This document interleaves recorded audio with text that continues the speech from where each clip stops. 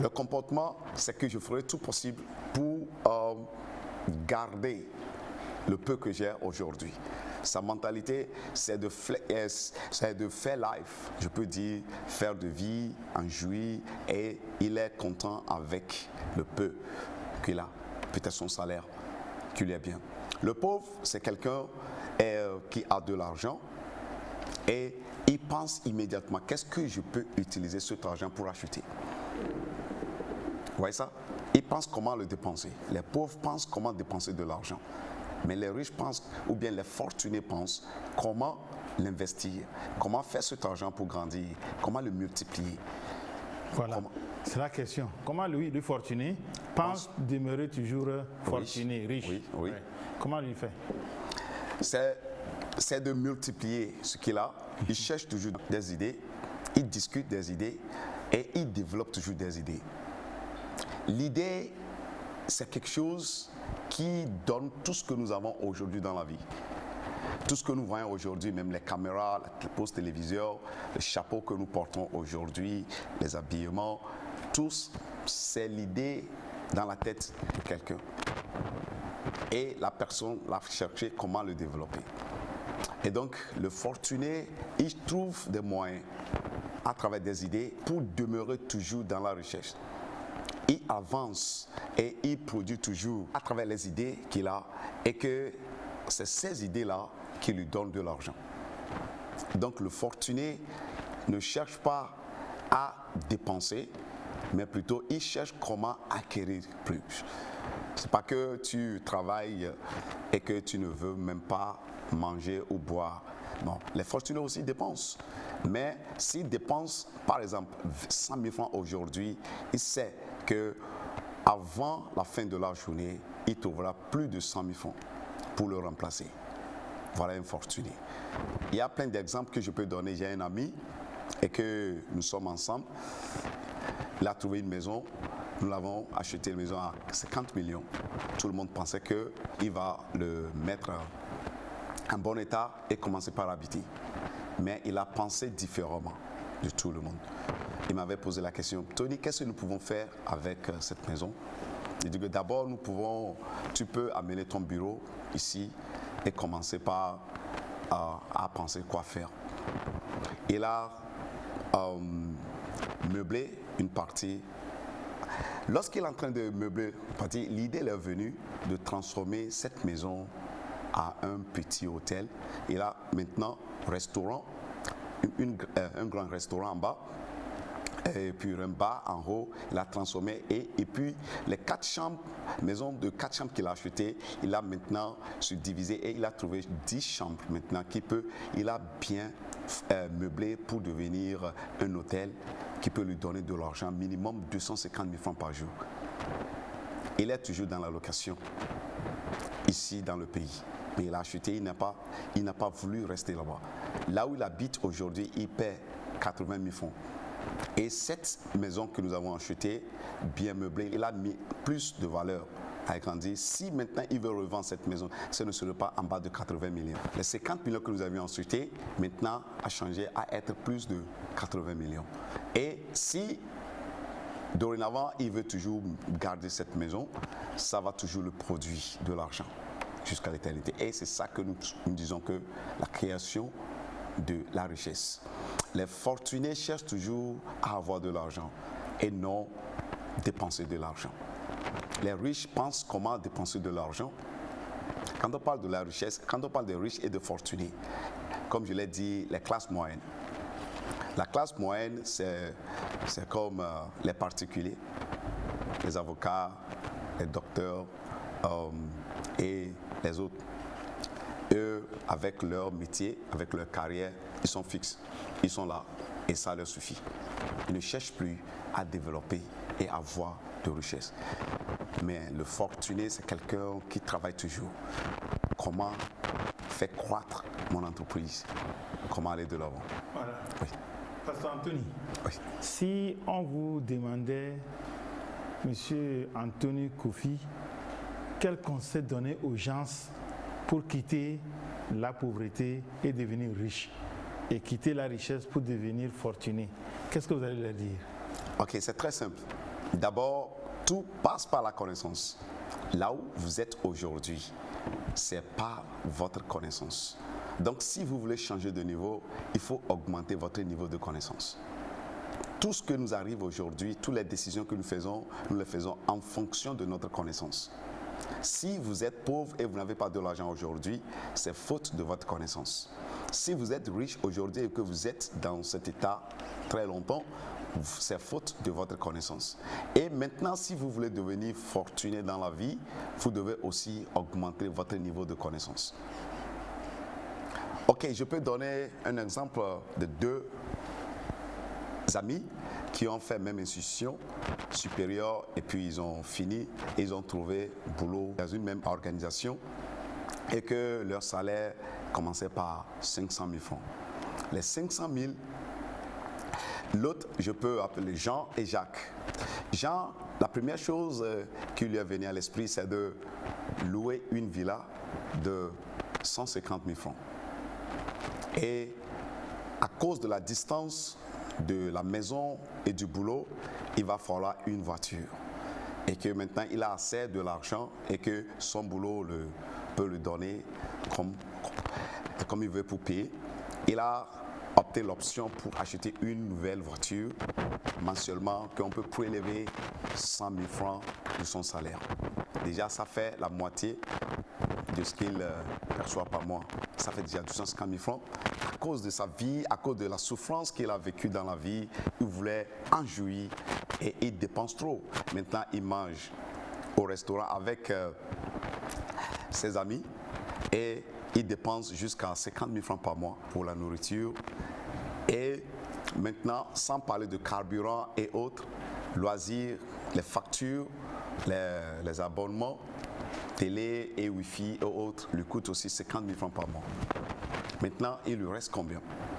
Aussi, il fait tout pour en jouir avec les amis, comme il avait tant souffert dans la vie. Il travaille, il voyage avec son temps mort, c'est pour faire du life. Ça aussi lui coûte 50 000 francs par mois. Donc maintenant, le restant, son économie, ce n'est que 20 000 francs et qu'il le met sur un compte épargne, sachant que le compte épargne ne peut pas lui donner assez d'intérêt par mois ou par an. Tandis que son ami Jacques, il a préféré acheter une maison et discuter pour payer mensuellement 200 000 francs. Ces 200 000 francs, il a acheté une maison à étage, lui-même habitait en bas et qu'il a loué le haut à 150 000 francs.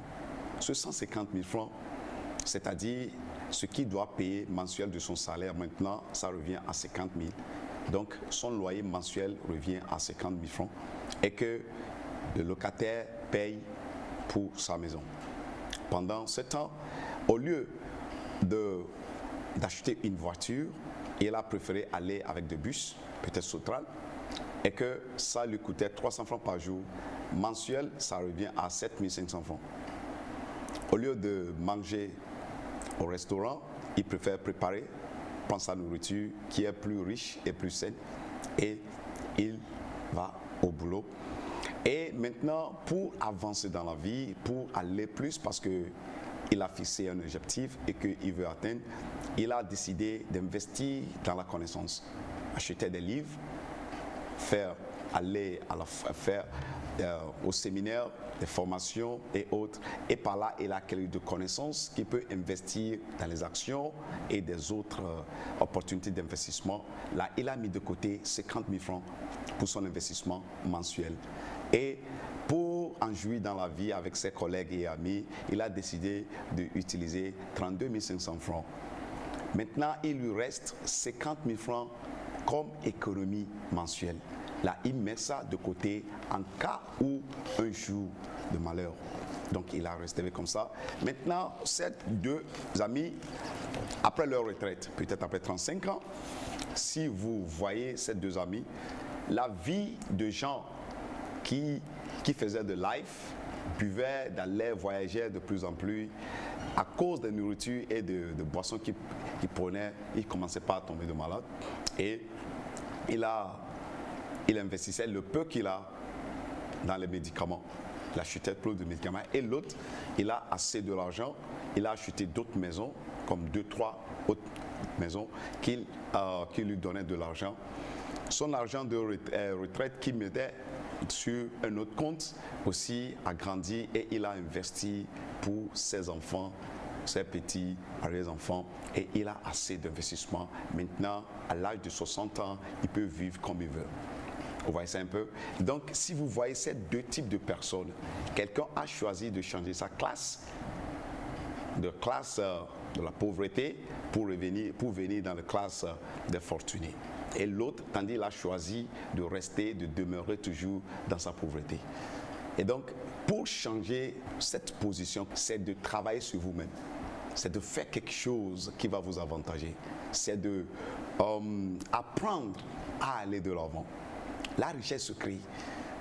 La richesse n'est pas héritée. La richesse, ou bien la fortune dont on parle, c'est quelque chose que tu dois travailler. Même si tu l'as hérité sans la connaissance, ça va toujours aller dedans. Parce que vous n'avez pas la connaissance pour maintenir ou bien pour faire croître ce que vous avez hérité. Donc, pour changer de classe, il vous faut d'abord la connaissance. C'est pour cela que je vous dis que la connaissance est à la base de notre position que nous sommes aujourd'hui. Bon, tout le monde n'a pas la même connaissance sur la richesse. Il y a des gens qui pensent par rapport à la richesse que la richesse est satanique. La richesse est dans ce monde. Et que si on veut avoir le paradis, on veut être enfant de Dieu, il faut être pauvre. C'est que les gens pensent. Ça, c'est pas une réalité.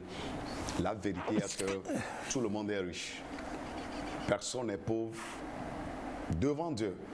Parce que nous tous, nous sommes venus dans ce monde avec des mains vides. Et c'est par notre connaissance que nous avons aujourd'hui. C'est ça qui nous donne ce que nous avons ou ce que nous n'avons pas. Maintenant, possible, il faut croire que avoir de la richesse, ça va m'attirer vers au-delà de Dieu. Dieu d'abord lui-même, il est riche. Donc si tu penses de Dieu, que c'est à cause de la richesse que tu ne veux pas être proche de lui, c'est parce que tu ne sais pas que ton Père, ou bien ton Dieu que tu adores, c'est un Dieu riche. La richesse ne nous éloigne pas de Dieu, mais plutôt c'est la connaissance que nous avons. C'est ça qui nous éloigne. Si nous pensons aujourd'hui que la richesse peut nous éloigner de Dieu, c'est faux. C'est sur quelle base vous avez trouvé cet argent et par quels moyens vous avez trouvé cet argent. Si légalement et légitimement vous êtes né, ancré dans la connaissance et que vous avez développé votre connaissance pour avoir tout ce que vous voulez, vous serez reconnaissant à Dieu pour l'argent que vous avez aujourd'hui. C'est-à-dire, plus vous avez de l'argent, plus ça va vous rapprocher à lui. Il y a beaucoup d'exemples que nous pouvons dire, comme l'histoire de Job. Nous tous nous le connaissons. Job était riche, mais à travers toutes les tentations, les difficultés qu'il a traversées, il a dit, je sais que mon Rédempteur vit et que je ne veux pas le nier. Qu'il a donné toute sa vie à lui. Même avec l'argent ou sans l'argent, il est toujours dans la spiritualité pour être proche de lui. Et donc, il n'est pas éloigné de Dieu à cause de sa richesse. Et d'ailleurs, c'est pour cela que Satan lui a tenté, voir s'il va nier Dieu ou pas, mais il n'a pas nié Dieu. Voilà. Et en Afrique, dans les pays sous-développés, la plupart des familles sont des familles pauvres.